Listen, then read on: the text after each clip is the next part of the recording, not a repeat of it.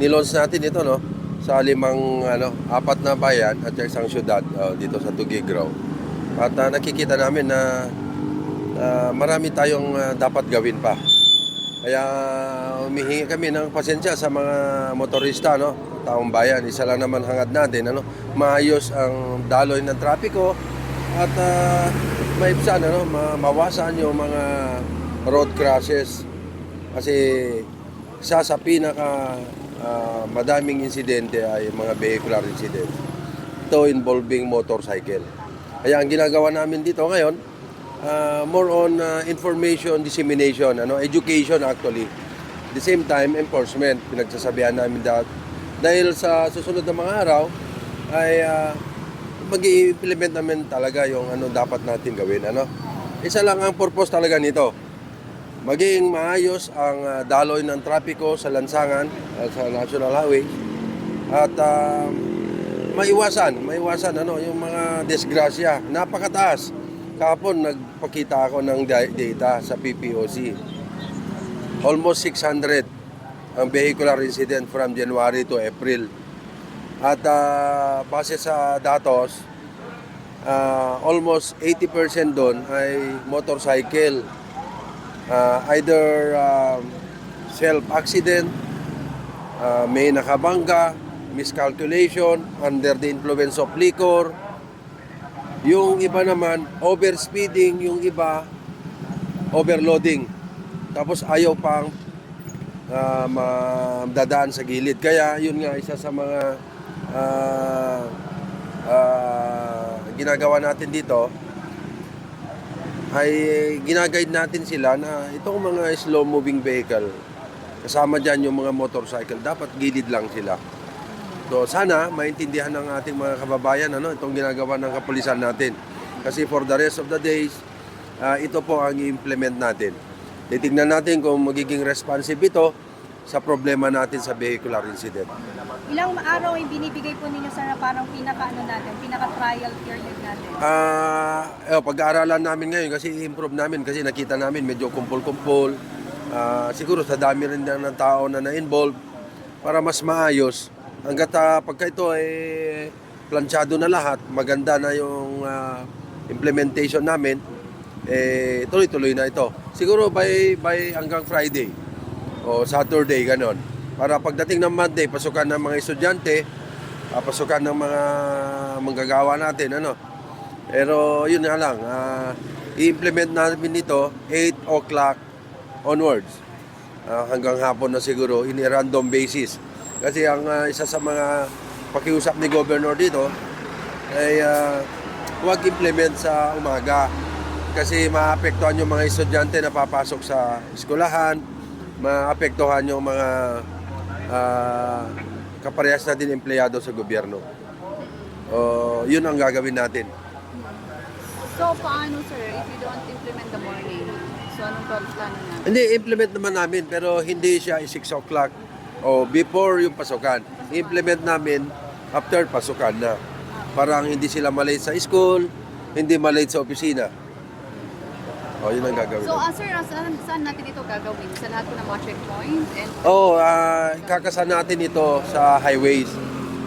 Hanap kami ng strategic area na hindi mag-create ng traffic congestion. So, sabi ko sa mga hepe na maghanap ng magandang lugar na maluwang para habang na-checkpoint kami, habang ini-implement tong imbodo, hindi kami makapag-create ng traffic. Kundi mas maganda yung daloy. So gawin namin ito siguro starting today hanggang Friday para pagdating ng Monday, full implementation na.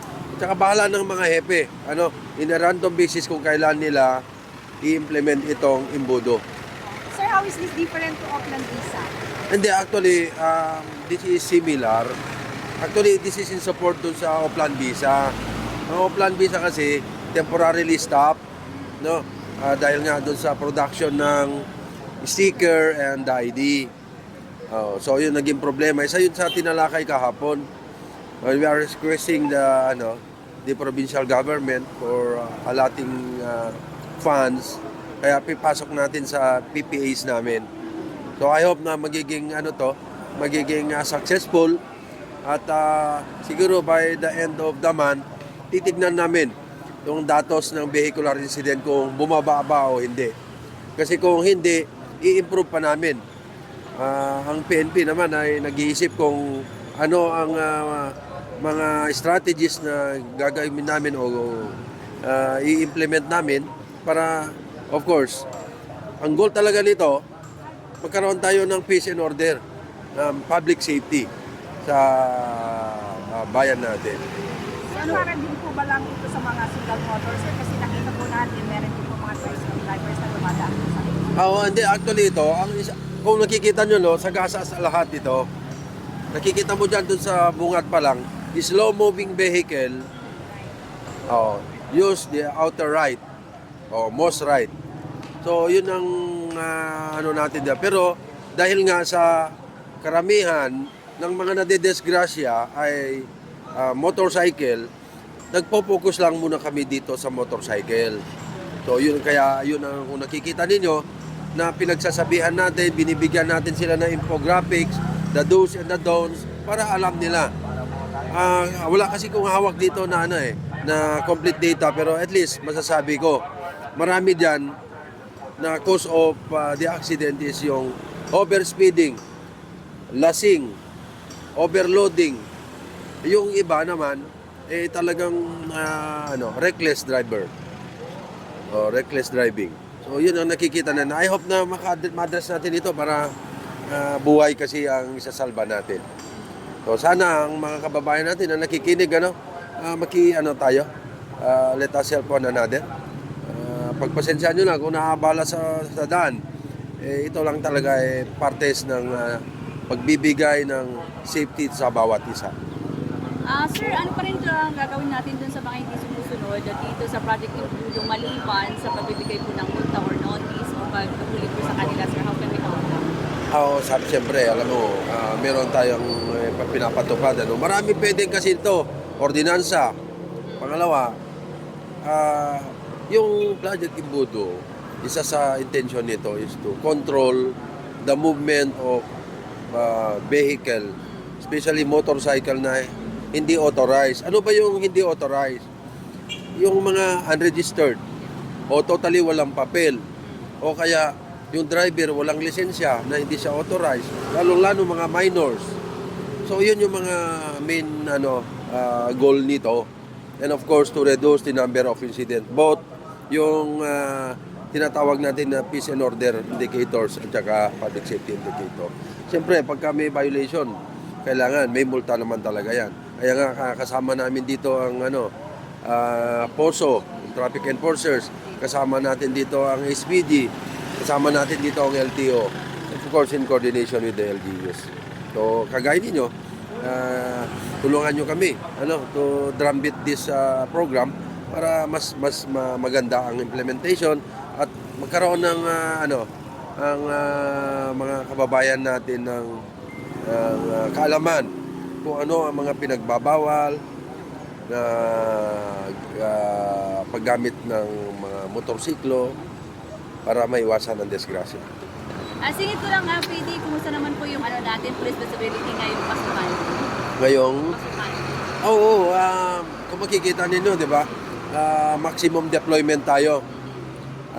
Meron na kami yung unang pasabi na sa mga kapulisan natin na maximize the deployment of personnel, lalong-lalo na sa mga places of convergence, sa schools, para maiwasan disgrasya.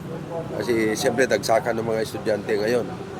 Pangalawa, maiwasan ang mga pwedeng mangyari na physical injury, theft, and other crimes. So asahan ninyo na ang kapulisan natin maximum deployment ang gagawin namin. Expected na rin po, sir, na malilesa na rin po yung mga crimes like BA po. We are expecting na, kaya nga meron tayong budo na sana magiging responsive itong program na to. With the help of everyone, siguro ma-addressan natin to.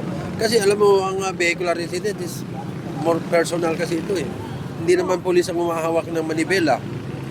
Kaya ang gagawin natin dito sa ginagawa natin imbudo na to, education and enforcement. Oo, yun ang gagawin natin. Kaya nga kung makikita nyo yung hawak-hawak namin infographics dyan, binibigay namin sa mga driver para pag uwi sa bahay, basahin na lang. Oo. Meron pa kami isusunod dyan na part of the infographic. Lahat ng bahay, bibigyan namin, didikitan namin ng mga, ayun, kagaya ng binayam ng infographics, the do's and the don'ts. Yun po. Sige, salamat. Thank you, Mayor, sir.